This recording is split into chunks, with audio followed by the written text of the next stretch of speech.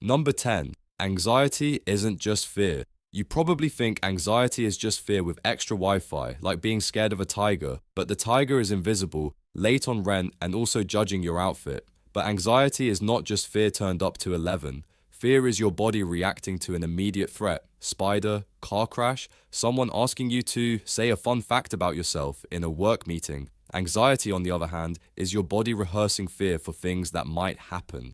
It's like your brain's running a fire drill 24/7, except there's no fire, just the possibility of one. Your nervous system still throws the same alarms, sweaty palms, racing heart, stomach doing Cirque du Soleil. But instead of saving you, it makes you feel like you're dying in the middle of a Target aisle. And here's the kicker, anxiety can show up without a single scary thought. Your body just flips the panic switch like a toddler playing with light controls. Ever feel anxious and have no idea why? That's because your nervous system sometimes hits shuffle play on existential dread. Basically, anxiety isn't fear's cousin, it's fear's overachieving intern who keeps scheduling imaginary disasters just to stay busy. Number 9. Anxiety isn't always bad. Here's the plot twist your high school health class skipped. Anxiety is useful. Yep, the thing making you feel like a malfunctioning smoke alarm is actually part of your survival toolkit. Mild anxiety sharpens attention, boosts memory, and keeps you alert. Athletes call it pre-game nerves, students call it exam panic, and the rest of us call it trying not to embarrass ourselves in public. Without anxiety, you wouldn't prep for deadlines, check for oncoming cars, or remember to put pants on before leaving the house. The problem isn't anxiety itself, it's when the dial gets stuck on max volume. Like, thanks body, I did not need full adrenaline mode just to answer an email. Chronic anxiety hijacks your survival mechanism and uses it like a car alarm that never stops, even though no one's stealing your 2003 Honda Civic. So, yeah, anxiety is supposed to help you survive. It just doesn't know the difference between a bear in the woods and a slightly passive-aggressive text message. Number 8. Anxiety isn't just mental. You've probably been told anxiety is all in your head. Cute theory, except your body would like a word. Anxiety isn't just about thoughts racing in your skull, it's a full-body performance piece. Your heart pounds like it's auditioning for a drumline. Your gut twists like it's doing yoga against its will. Your skin starts sweating in places you didn't know had sweat glands. That's because anxiety hijacks your autonomic nervous system, the part that controls all the stuff you don't consciously manage. Breathing, heartbeat, digestion. So when anxiety barges in, it's like an over-caffeinated intern slamming every button on the control panel. Congratulations, your stomach is now making gurgling whale noises while your chest feels like it's hosting a mosh pit. And the worst part, all these physical symptoms can trick your brain into thinking something's really wrong. Racing heart? Must be a heart attack. Dizziness? Definitely dying.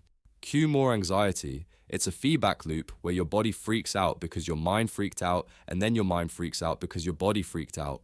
It's the psychological equivalent of two toddlers screaming because the other one started screaming. So no, it's not just in your head. It's in your gut, your chest, your skin, and occasionally your armpits. Number 7. Avoidance makes it worse. When something makes you anxious, your first instinct is usually, cool, I'll just avoid that forever. Afraid of public speaking? Don't speak. Anxious about dating? Don't date. Nervous about phone calls? Welcome to the world of sending cryptic one-word texts. Avoidance feels like relief at first, like you just outsmarted your anxiety. But here's the psychological catch. Every time you avoid, your brain learns that the situation really is dangerous. You basically train your nervous system to think, good call, we almost died from that PowerPoint presentation. Let's never do it again. Over time, the list of scary things expands until you're avoiding more and more, shrinking your life smaller than a raisin in a sauna. Therapists call this the avoidance cycle. I call it playing whack-a-mole with your own sanity. The cure? Exposure. Yeah, the thing you don't want to do. Facing the situation retrains your brain to stop overreacting. It's not fun, it's basically psychological kale, but it works. Avoidance is like putting duct tape over a smoke alarm. Sure, you don't hear the noise anymore, but good luck when the kitchen's actually on fire. Number 6. Overthinking is a survival glitch picture. This, you're lying in bed, lights off, finally ready to sleep, when your brain suddenly whispers, hey, remember that embarrassing thing you said 7 years ago? And then boom, you're wide awake, replaying it like a director's cut nobody asked for. This isn't just your brain being a jerk, though honestly it is. It's an evolutionary hand-me-down. Back in caveman times, overthinking probably saved lives. Was that bush rustling a lion or just the wind? Better to obsess and stay alive than shrug and get mauled. Fast forward to now, and your brain hasn't updated the software. Instead of lions, it's, did my boss think my joke was weird? Or, what if that text sounded passive aggressive? Your prefrontal cortex, the decision making HQ, keeps looping scenarios like a Netflix series stuck on autoplay. But instead of solving anything, it just stirs up more dread. And the more you think, the more your body reacts, because your nervous system can't tell the difference between lion in the bush and someone left me on red.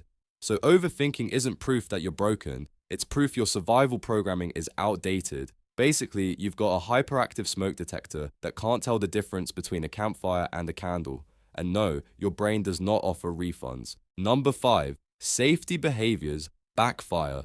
Here's a sneaky one. When you're anxious, you might develop little rituals to keep safe. Carrying water everywhere, always scoping the nearest exit, double checking your phone before walking into a room so you don't look awkward. Feels smart, right? Like anxiety insurance.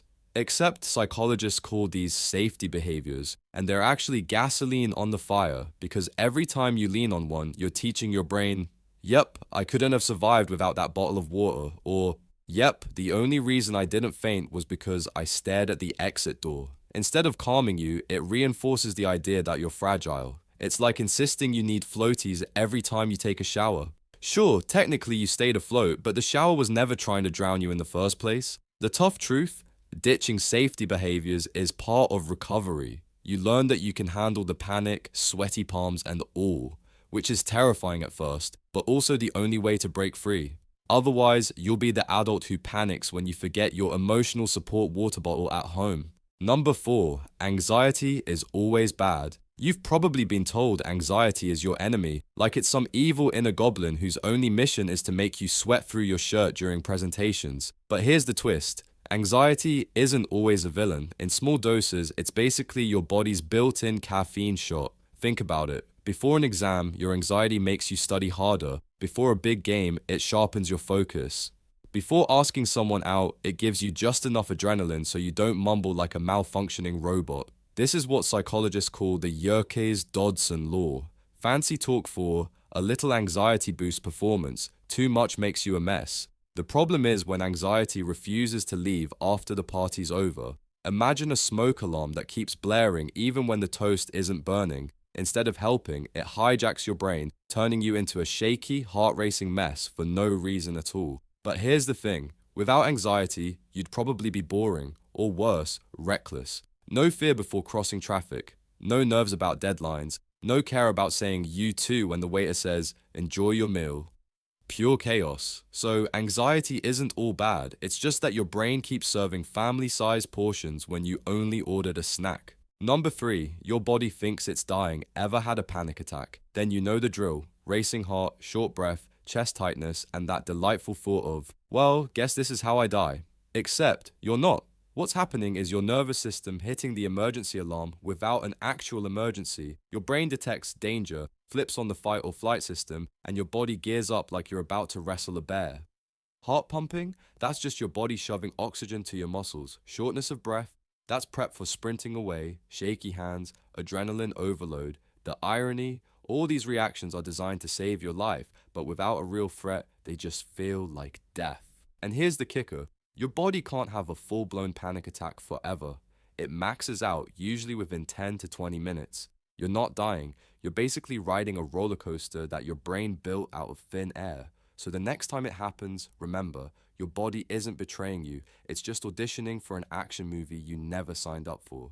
Spoiler alert, the only thing you're actually fighting is yourself.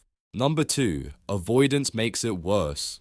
Here's a fun trick your brain likes to play. It convinces you that if something makes you anxious, the smart move is to avoid it. Don't talk to that person. Don't step on that stage. Don't open that email. Problem solved, right? Wrong. That's like saying the best way to deal with dirty dishes is to throw your entire kitchen in the trash. Avoidance feels amazing in the moment. Instant relief. But it also teaches your brain, oh wow, avoiding that thing worked.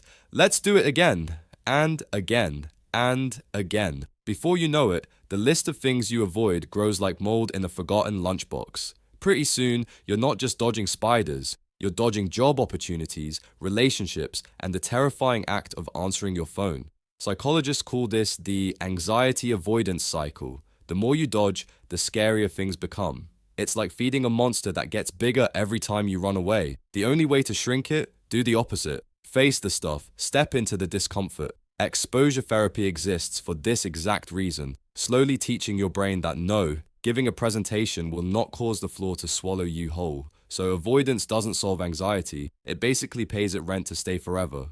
Number 1, anxiety means you're broken. This is the grand finale, the myth that anxiety automatically means something is wrong with you, like you're defective, fragile, or destined to live life in a bubble of worry. Here's the plot twist. Anxiety isn't proof you're broken, it's proof your brain is working too well. Think about it. The same hyperactive imagination that convinces you your boss's "we need to talk" means you're fired is also the imagination that makes humans creative, future-oriented, and problem-solving machines. Anxiety is basically your survival system overshooting its target. Instead of keeping you safe from lions, it's trying to keep you safe from awkward small talk. And let's be clear, millions of people experience anxiety. It's not a rare glitch. It's a universal quirk of having a human brain. The only difference is how loud and stubborn your brain decides to make it. Managing anxiety doesn't mean fixing yourself. It means recalibrating, like turning down the world's worst car alarm that goes off every time the wind blows. So no, anxiety doesn't mean you're broken. It just means you've got a nervous system with, let's call it, a flair for the dramatic.